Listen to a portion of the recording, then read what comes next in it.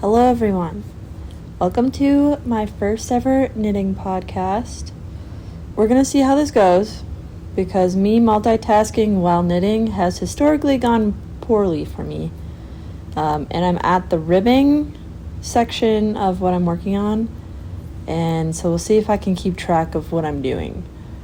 I might be staring down quite a bit, so I would love if you did your craft with me and we're just crafting together, just chatting.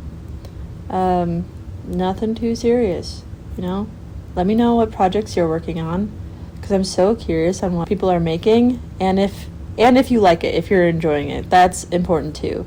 Did I already mess that up? Holy smokes. I think I already messed up. Let's go back. There's a lot of things that I want to talk to you about.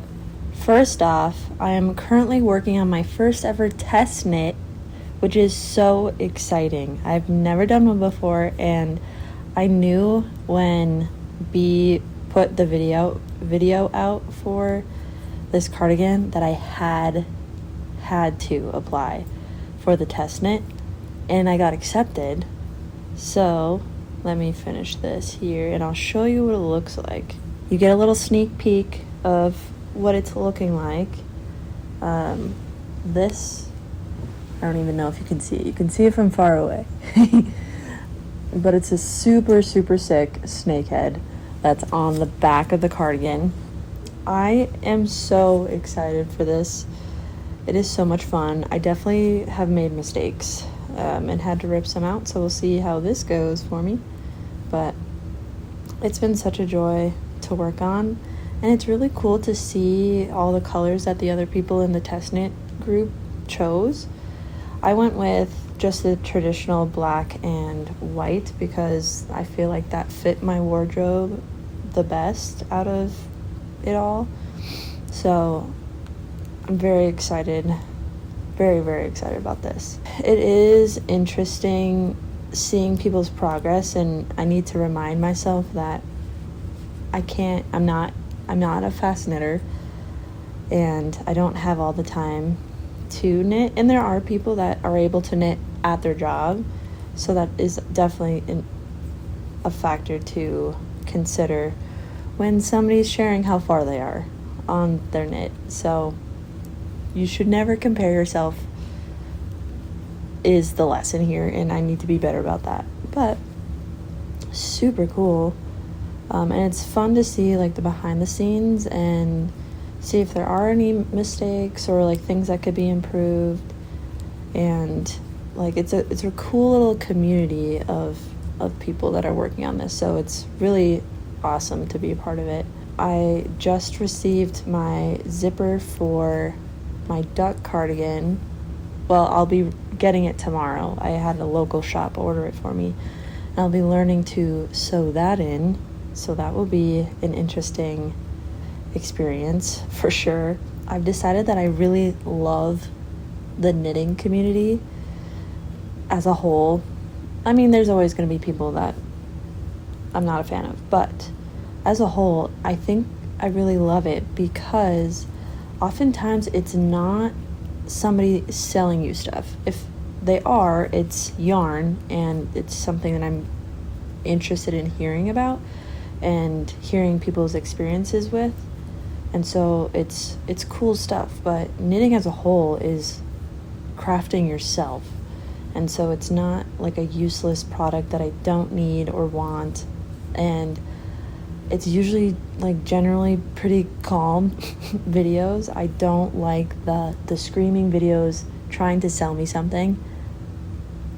That drives me nuts. I like the chill, and even like the chaotic knitters are fun to watch, and because they're not selling me something.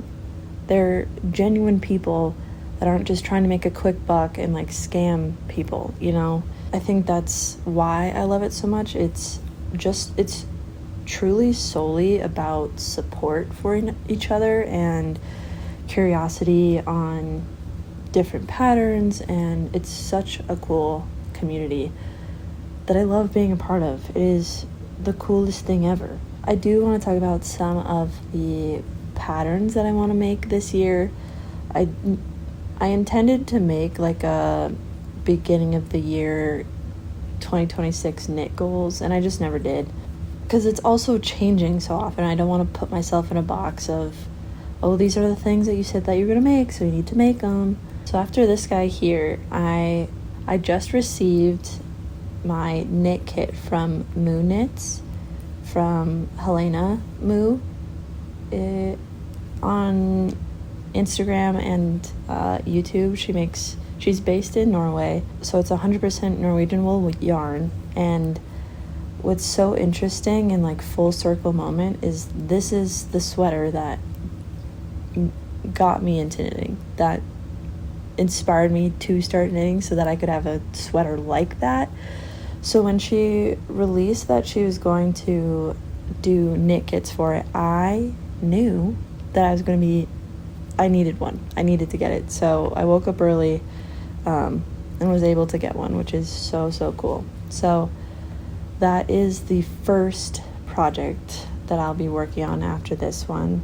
I don't know what I'm going to make after that per se, but another one that's on my list is I want to use the Malabrigo Rios yarn in the color Matisse. And I think I decided that I want to make the Lakes Pullover sweater in it. It is just such a pretty color blue. Like, it is beautiful. I saw it in person and I didn't have a pattern at the time that I like thought of to make it with. And it's also very expensive, so I kind of wanted to wait on that and get my skills a little bit more in tune. Which, speaking of, kind of a tangent, but I want to learn better knitting technique, like proper, safe, because I don't think I am technically correct. Product-wise, it's the same, but I want to protect my hands so that I can knit for a very, very long time. So I want to research that and be better about it. So anyway, I want to make the Lakes Pullover. I know it's super popular, and I don't see why that's a bad thing, but some people don't like that. I mean, it's popular for a reason, I think, because it's just a classic shape. And the sweater that I get the most wear out of is my Rumi Raglan, and it's just a plain brown sweater, and it has a really cool shape to it, and it's so much more wearable, I think. So I think that would be a really awesome sweater to make. I think I decided that I'm a sweater knitter year round. I do want to do some maybe summer knits, potentially, of like a tank top or something, but really I just want really cool sweaters, and so I am happy to make those year round. Not an issue, not in the slightest. So I think that would be a really cool thing to make.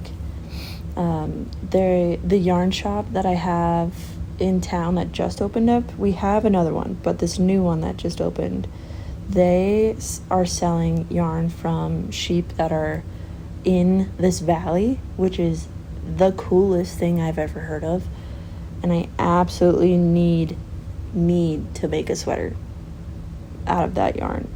It is going to be more of a splurge item, and so I want to get this cardigan and the Moo Knits cardigan all finished before I get that, because I think if I were to have just a huge yarn stash of yarn that I had already bought like way far in advance, it kind of feels like there's a lot of pressure to do it. And then what if I get tired of it, and then no longer want to make that sweater, and then have a sweater quantity of yarn that I need to figure out. So I want to be very good at buying yarn when I'm close to finishing or finishing a sweater. And I've been really good at that, actually, and I'm very proud of myself for it. I think it's a good habit to build, so that I'm not over consuming or spending a bunch of money and ultimately feeling overwhelmed by projects that I want to do. So super cool. Another sweater that I want to make is a traditional Norwegian sweater. So like a setestall sweater where it has the lice pattern and the X's and O's. It doesn't need to be like 100% like accurate, like traditionally accurate, you know. I just want it to be like at least close to it. I think that would be such a cool thing, and I've always thought that they were just so beautiful. So it'd be really awesome to make something like that, you know. I am checking my phone to make sure that my mic is still running because it likes to shut off randomly. So if you see that, that's what I'm doing. There's some really fascinating videos on the history of the setestall. Highly recommend watching them if you're interested in knitting history. It is just so cool. There's a few books that are on the subject that I want to get, but they're really hard to get your hands on, or they're like really expensive. So I need to check out and see if my library would be able to get them so I could at least read them. I'd love to have them in my collection, but for the time being, I'd love to just be able to read them, you know. So we'll see about that. I messed up somewhere. That doesn't seem correct. I went and hung out with a friend last night, and I was telling her how much I want to be better at balancing my hobbies, because knitting has literally consumed my life. Like, and it's fantastic. I love it. However, there's a lot of other things that I want to do also and accomplish. Like, I want to create enough of my hand-painted stuff to sell at markets and to make a bunch of Christmas inventory this year and also sell that at markets. Get some of my landscape paintings printed and sell those. I want to make more of those paintings. I also want to play like my instruments more and like just do other hobbies, you know, like go hiking, go camping and all that. I do want to find some projects that I could take backpacking with me, because I have like a 3-day backpacking trip, 2-night, I think, backpacking trip planned, and I'd love to bring my knitting and just work on that during that. Wouldn't that be like the coolest thing ever? So unnecessary. Definitely a luxury item to bring in backpacking, but I think that'd be so cool. And that one of my favorite things about making like sweaters and cardigans and whatever is that there's memories and experiences that you have while you're making them that are then tied to that thing.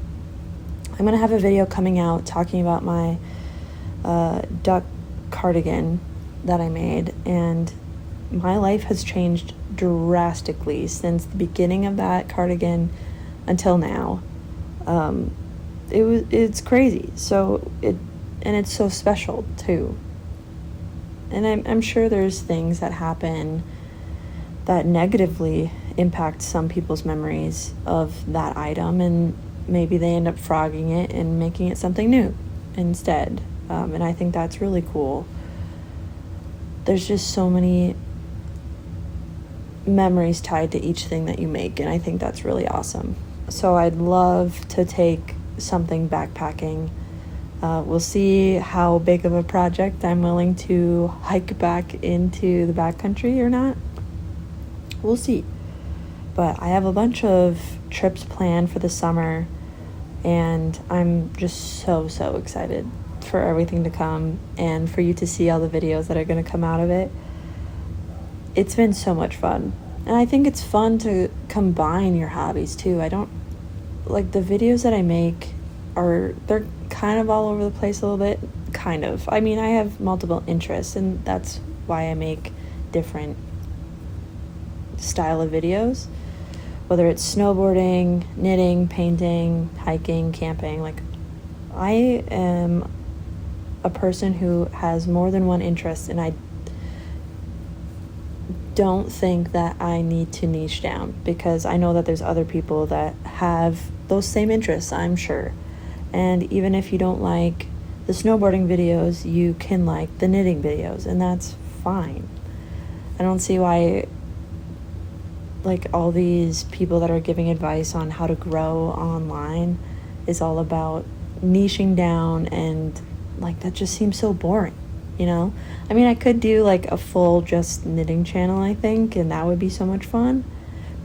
But like, I don't know. I just find it really interesting, you know?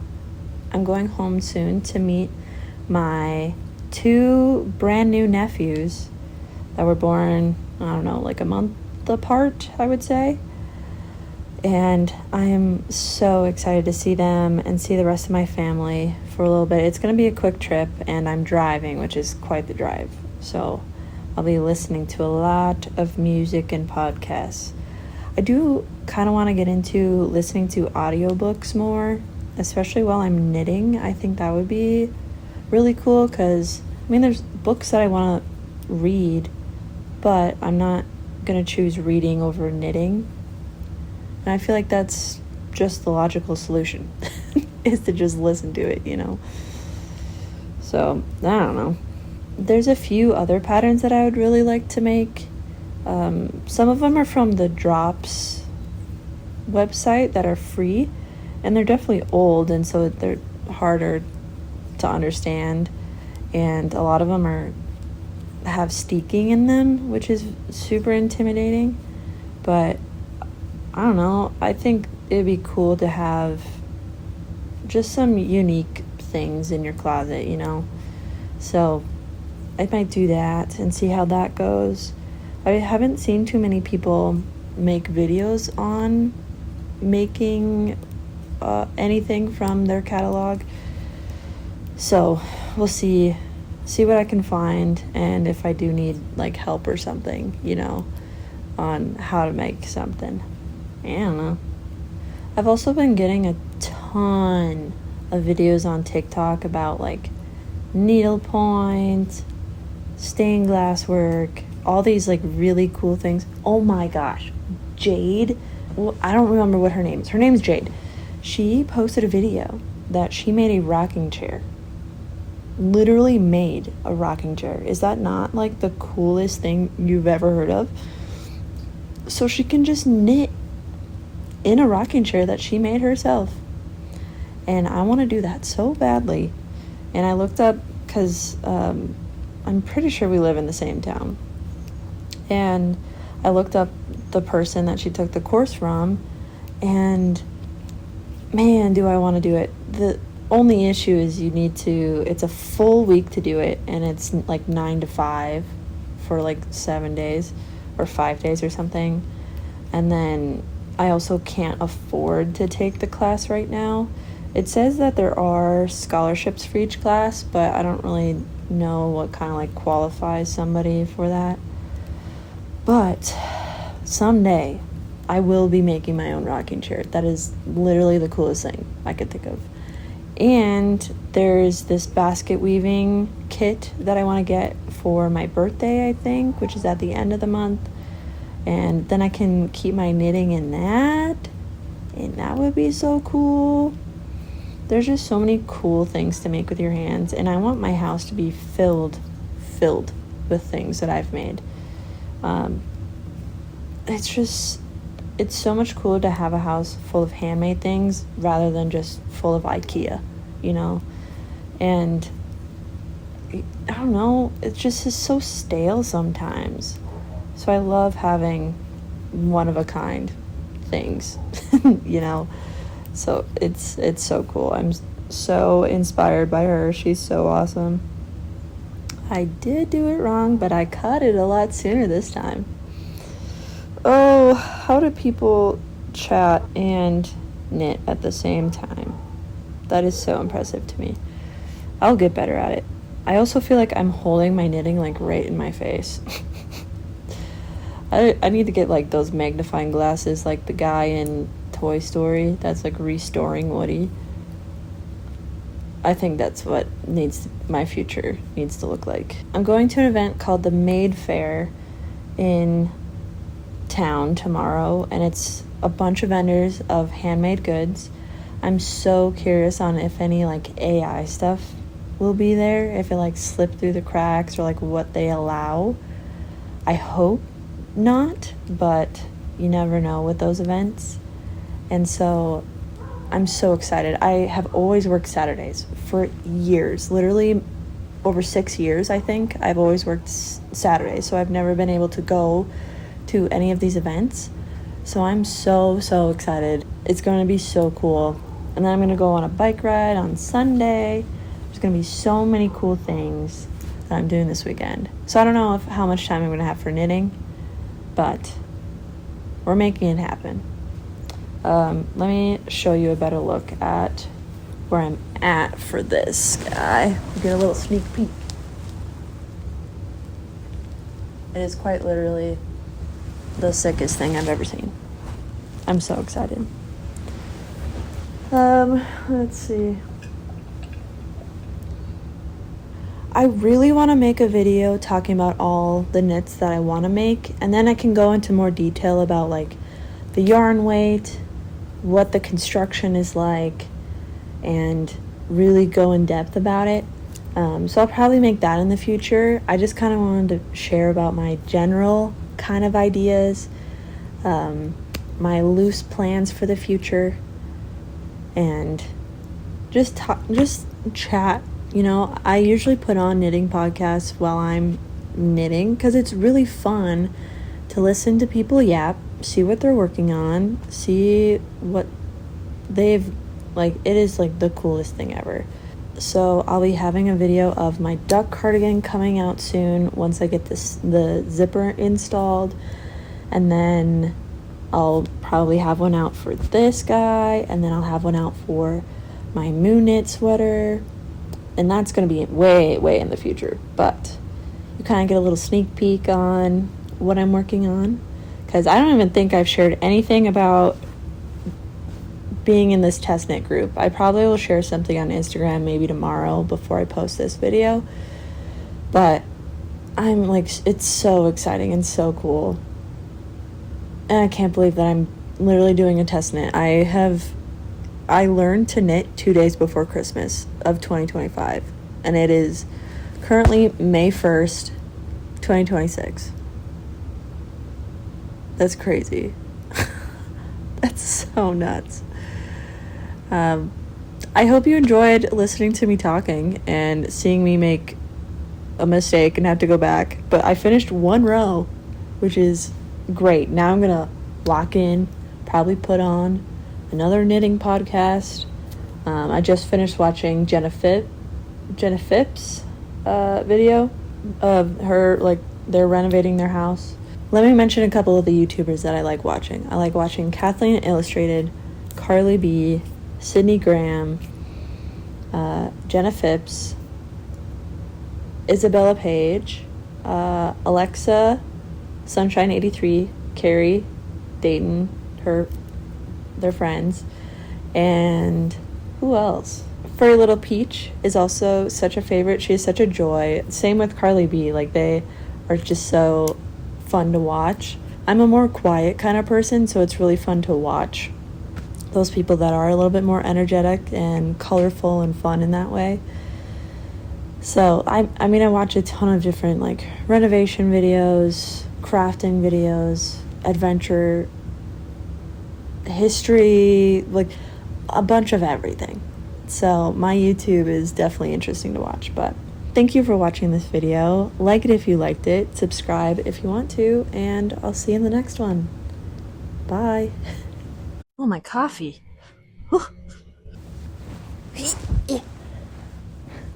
And then go from there. See here. And we just started. Dog, pearl knit.